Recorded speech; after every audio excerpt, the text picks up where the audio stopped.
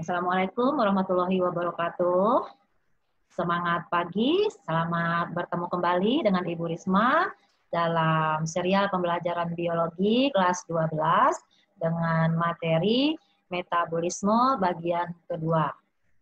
Mari kita ikuti slide berikut ini. Sebelumnya, mari kita membaca basmalah, semoga kegiatan ini diberkahi oleh Allah.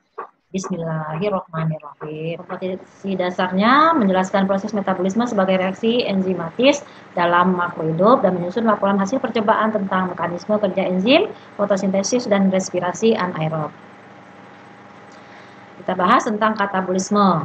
Ya, untuk katabolisme karbohidrat, reaksinya kita sebut sebagai reaksi aerob dan ada juga yang anaerob. Nah, untuk respirasi aerob, di mana glukosa yaitu C6H12O6 dengan ditambahkan oksigen 6 molekul oksigen akan diubah menjadi 6 CO2 ditambah 6 H2O dan 36 ATP. Nah, ini tidak serta-merta terurai atau menghasilkan energi, tapi terjadi melalui tahapan glikolisis, siklus Krebs, sistem transport elektron. Nah, sekarang kita bahas tahapannya. Yang pertama glikolisis, kemudian siklus Krebs dan sistem transport elektron. Dengan kita perhatikan dulu bahwa pabriknya dari respirasi aerob ini adalah di mitokondria. Kita sudah belajar di kelas 11 ya tentang sel. Mitokondria itu adalah molekul organel sel yang ukurannya besar, mempunyai membran dua lapis, yaitu membran luar dan membran dalam. Nah, glikolisis akan terjadi di sitoplasma atau di sitosol, di mana berada di luar dari mitokondria dengan bahan yang sudah ada di sitosol, di mana nanti pada akhir glikolisis akan dihasilkan ATP, kemudian memasuki hasilnya berupa asam piruvat, memasuki dekarboksilasi oksidatif, membentuk asetil-CoA, kemudian melalui siklus Krebs juga menghasilkan ATP dan energi lainnya. Kemudian energi-energi yang terbentuk pada siklus Krebs yang bukan berupa ATP akan diproses lagi melalui sistem transport elektron di membran dalam mitokondria. Lebih jelasnya kita bahas satu persatu, yaitu glikolisis. Nah, glikolisis ini merupakan rangkaian reaksi yang menguraikan satu molekul glukosa menjadi dua molekul asam piruvat melalui fase persiapan dan fase oksidasi. Kita lihat untuk fase persiapan adalah peristiwa pembentukan pengubahan atau perombakan glukosa menjadi senyawa dengan 3 atom C. Glukosa itu sendiri senyawa dengan 6 atom C. Jadi sama juga dipecah dua. Ya, itu reaksi persiapan. Mulai dari glukosa dengan membutuhkan ATP, kemudian dihasilkan glukosa 6-fosfat. Nah, untuk membentuk glukosa 6-fosfat dibutuhkan energi berupa 1 ATP. Kemudian glukosa 6-fosfat diubah menjadi fruktosa 6-fosfat. Nah, itu hanya berubah gugus bangunnya aja. Nah, setelah fruktosa 6-fosfat akan diubah lagi menjadi fruktosa 1,6 difosfat. Ya. Nah, itu juga membutuhkan 1 ATP. Kemudian baru diubah menjadi PGAL, fosfogliseraldehid. Nah, ini sudah merupakan senyawa dengan 3 atom C. Karena tadi asalnya 6, jadi ada 2 PGAL yang terbentuk. Nah, selanjutnya akan mengalami peristiwa fase oksidasi. Nah, PGAL ini dengan membutuhkan NAD plus akan diubah menjadi 1,3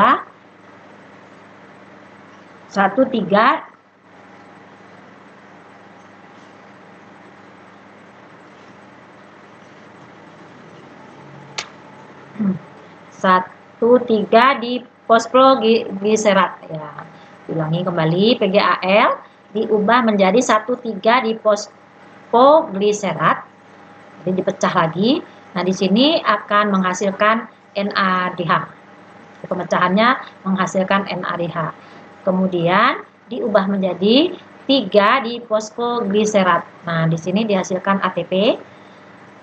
Selanjutnya diubah lagi menjadi 2 fosfogliserat. Tadi 3 fosfogliserat, lepaskan 1 P-nya menjadi 2 fosfogliserat. Ya. Kemudian 3 fosfogliserat diubah menjadi PEP atau 3 fosfoenol pirufat. Jadi menjadi fosfoenol pirufat. Nah, selanjutnya dari fosfoenol pirufat baru diubah menjadi asam pirufat dengan menghasilkan kembali 1 energi ATP. Jadi dari rangkaian respirasi aerob pada tahapan glikolisis dibutuhkan 2 energi ATP dan dihasilkan 4 energi ATP serta 2 NADH. Nah, selanjutnya setelah selesai glikolisis dihasilkan asam pirufat, 2 asam pirufat, maka asam pirufat ini diubah dulu menjadi asetil-CoA melalui reaksi yang kita sebut sebagai dekarboksilasi oksidatif. Di mana di sini CO2, 2 molekul CO2 dilepaskan dan juga menghasilkan energi yaitu sebanyak 2 NADH beserta asetil-CoA. Nah, asetil-CoA-nya memasuki siklus Krebs. Ya. Kalau tempatnya glikolisis di sitosol, kemudian dekarboksilasi oksidatif memasuki membran luar, sedangkan siklus Krebs di matriks mitokondria. Nah, kita bahas tentang siklus Krebs. Siklus Krebs dimulai dengan adanya oksaloasetat hasil sebelumnya, kemudian dimasuki oleh asetil-CoA, diubah menjadi asam sitrat. Nah, itu reaksi yang pertamanya. Lalu asam sitrat diubah menjadi isositrat dengan melepaskan H2O. Ya, dengan melepaskan H2O. Selanjutnya, isositrat akan diubah menjadi alfa ketoglutarat dengan menghasilkan NADH. Alfa ketoglutarat diubah menjadi suksinil dengan menghasilkan NADH juga. Jadi sudah 2 NADH-nya. Kemudian suksinil diubah menjadi suksinat dengan menghasilkan ATP. Jadi tengah reaksi ini menghasilkan ATP, yaitu dari suksinil diubah menjadi suksinat. Suksinat diubah menjadi fumarat dengan melepaskan FADH. Ya, ada 1 FADH. Kemudian fumarat diubah menjadi malat dengan membutuhkan H2O. Lalu malat diubah kembali menjadi oksaloasetat dengan menghasilkan NADH. Jadi total energi yang dihasilkan di siklus Krebs adalah 2 ATP. Satu siklus ada 1 karena ada 2. Tadi asetil-CoA-nya yang masuk berarti ada 2 ATP. Nah, lalu ada 3 kali 2 NADH. Jadi satu siklus ada 3 NADH kali 2 jadi 6. Kemudian ada 1 kali 2 FADH yaitu 2 FADH. Nah, itulah energi yang dihasilkan di siklus Krebs. Selanjutnya, energi-energi yang selain dari ATP akan diubah semuanya menjadi ATP melalui sistem transport elektron. Sistem transport elektron ini terjadi di membran dalam mitokondria, di mana hidrogen dari siklus Krebs diubah menjadi proton dan elektron, kemudian oksigennya dipakai untuk atau berperan untuk penerima elektron sehingga terbentuklah H2O. ATP yang dihasilkan berjumlah 34 ATP yaitu berasal dari 10 NADH. Ini yang termasuk yang dari hasil dekarboksilasi oksidatif dan juga dari glikolisis. Jadi 6 tambah 2 tambah 2 jadi 10. Nah, nanti akhirnya akan menghasilkan 30 ATP. Jadi 1 NADH setara dengan 3 ATP. Kemudian ada 2 FADH di siklus Krebs itu akan menjadi 4 ATP. Jadi totalnya sampai saat ini selain dari ATP yang sudah terbentuk langsung adalah 34. Nah, prosesnya adalah seperti ini. Di mana NADH melepaskan hidrogennya itu akan ditangkap oleh oksigen membentuk H2O.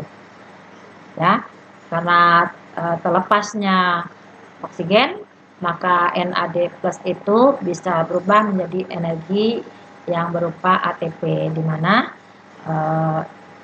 ini terjadi 3 putaran sehingga terbentuk 3 ATP dari 1 NADH. Nah, setelah kita perhatikan ringkasan proses respirasi seluler yang aerobnya, yaitu peristiwa yang pertama adalah glikolisis. Glikolisis itu mengubah glukosa menjadi asam piruvat, kemudian reaksi dekarboksilasi oksidatif untuk mengubah asam piruvat menjadi asetil-CoA supaya bisa memasuki siklus Krebs. Kemudian di siklus Krebs akan terjadi perubahan apa yang kita sebut sebagai sisa susu Fumau. Jadi kalau dipermudah mengingatnya ya, sisa susu Fumau. Sisa si yang pertama adalah sisa susu Fumau, jadi asam sitrat, ya sitrat, kemudian isositrat, alfa ketobutarat, suksinil, suksinat, suksinil, suksinat, fumarat, malat, dan oksaloasetat. Jadi disingkat dengan sisa susu Fumau. Itu pada siklus Krebs. Nah, energi yang belum berupa ATP akan diubah menjadi energi berupa ATP melalui sistem transport elektron. Sedangkan tempatnya glikolisis itu berada di sitosol atau di luar mitokondria, dekarboksilasi oksidatif ketika memasuki membran luar, kemudian siklus Krebs di matrik mitokondria, dan transport elektron terjadi pada membran dalam mitokondria. Enzim-enzimnya banyak sekali, silakan kalau mau dikembangkan nanti belajar biokimia yang lebih banyak ya. Jadi, melihat reaksi ini betapa kita sangat kagum terhadap pencipta kita ya, betapa hal yang kita anggap paling sederhana hanya terjadi di dalam satu sel ternyata reaksinya sangatlah rumit. Bayangkan dengan reaksi yang lebih pada kesatuan yang lebih besar, yang lebih luas lagi, ya, sampai sistem yang terjadi di tubuh kita itu sangatlah rumit. Maka kita patut bersyukur kita diciptakan sebagai manusia yang penciptaannya sangat sempurna, ya. Jadi semua yang diciptakan oleh Allah Subhanahu wa taala itu ada tujuan yang jelas dengan perencanaan yang sangat matang sehingga terjadilah seperti sekarang. Jadi bukan spontan ya.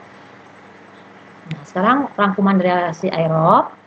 Jadi glukosa dengan membutuhkan 2 ATP diubah menjadi PGAL. Kemudian PGAE diubah menjadi asam piruvat dengan menghasilkan 4 ATP dan 2 NADH.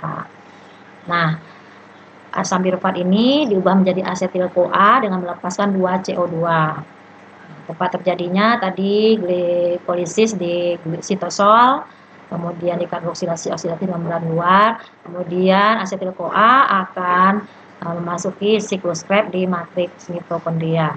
Nah, siklus Krebs itu sendiri menghasilkan 2 ATP, menghasilkan 4 CO2, jadi CO2-nya jadi 6, kemudian NADH ada 6, FADH ada 2. Sedangkan NADH yang dihasilkan di pembentukan asam piruvat dari 2 PGAL dimanfaatkan untuk menembus membran dalam dari mitokondria untuk sistem transport, diubah menjadi 2 FADH. 2 NADH itu setara dengan 6 ATP, diubah jadi 2 FADH berarti ada 2 ATP yang hilang atau yang dimanfaatkan untuk sistem transport elektron. Itulah sebabnya hasil akhirnya adalah 10 NADH dikali 3 ada 30, kemudian 2 FADH kali 2 4, 34, ditambah 2 ATP yang hasil siklus Krebs ada 36, ditambah 2 dari hasil bersih glikolisis dari 38 dan dipakai 2 untuk memasuki sistem transport, jadi bersihnya adalah 36 ATP. Nah, ini totalnya. Apa itu ATP? ATP itu adalah senyawa C6H16N5O13P3 atau apa yang disebut sebagai gugus trifosfat yang bergabung dengan adenosin. Jadi adenosin trifosfat. Nah, ikatan kimianya labil, mudah lepas gugus P-nya, sehingga ATP itu bisa berubah menjadi ADP dan AMP. Nah, tapi reaksinya juga bisa balik, bisa dari AMP bisa terbentuk lagi menjadi ADP dan menjadi ATP.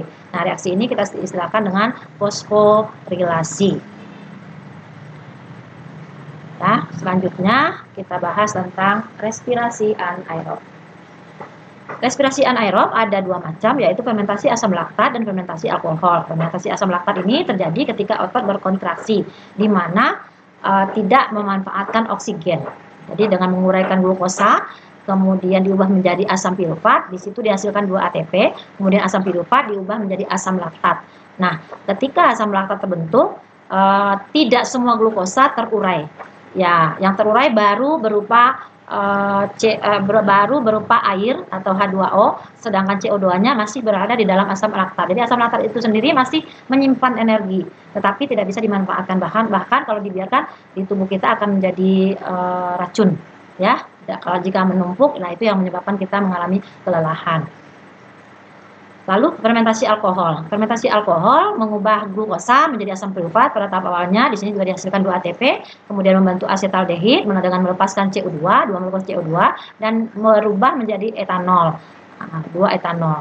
Jadi pada reaksi fermentasi alkohol dari 1 glukosa dihasilkan 2 ATP, 2 etanol, 2 CO2, kemudian airnya ada di mana? Airnya ada di etanol. Jadi etanol itu juga masih menyimpan banyak energi, ya.